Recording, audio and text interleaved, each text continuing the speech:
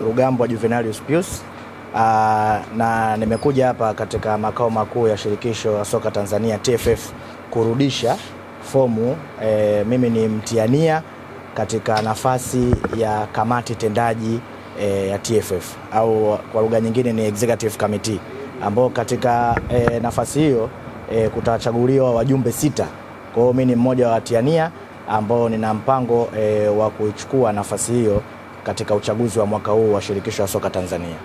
Wote tunajua kwamba shirikisho la soka Tanzania limefanya kazi nzuri kwa kipindi cha miaka 4 iliyopita chini ya rais wa shirikisho Wallace Karia, na sisi kama Tanzania tukiona uchaguzi kama hivi wa shirikisho la soka unakuja tena kwa mara nyingine, tunavutiwa kuchukua fomu katika nafasi zilizowekwa, kwa sababu kuna vitu tunataka tuongezee katika shirikisho la soka hapa nchini Tanzania.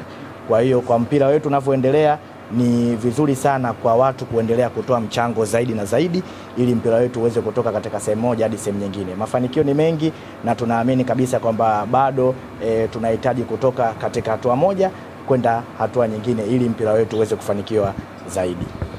Bana, inawezekana watu wengi ambao wanakutazama hapa waambie wewe kweli ni mtu wa mpira, kwa sababu unajua umekuja kuchukua fomu sehemu ya shirikisho la soka Tanzania. Unajua kazi yake ni mpira, na kurudisha fomu kwenye shirikisho la soka ambalo tunafahamu kazi yake ni mpira.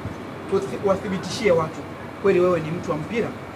Ndiyo, ni kweli, na hicho ni jambo ambalo limenisukuma niwaambie kabisa kwamba mpira mimi ni passion yangu, kwa sababu ukiwa na qualities za uongozi ila hauna passion na mchezo, inakuwa ni ngumu kuongoza huu mchezo.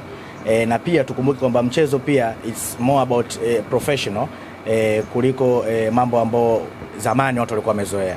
Kwa hiyo cha kwanza kabisa mimi na passion na mpira wa miguu. Ni mchezo ambao nimekuwa nikiupenda katika maisha yangu yote. Cha pili, kwa miaka takriban 5 iliyopita nimekuwa kwenye industry ya michezo. Na industry ya michezo tumekuwa tukifanya mambo mengi sana yanayohusiana haswa kwenye mpira wa miguu.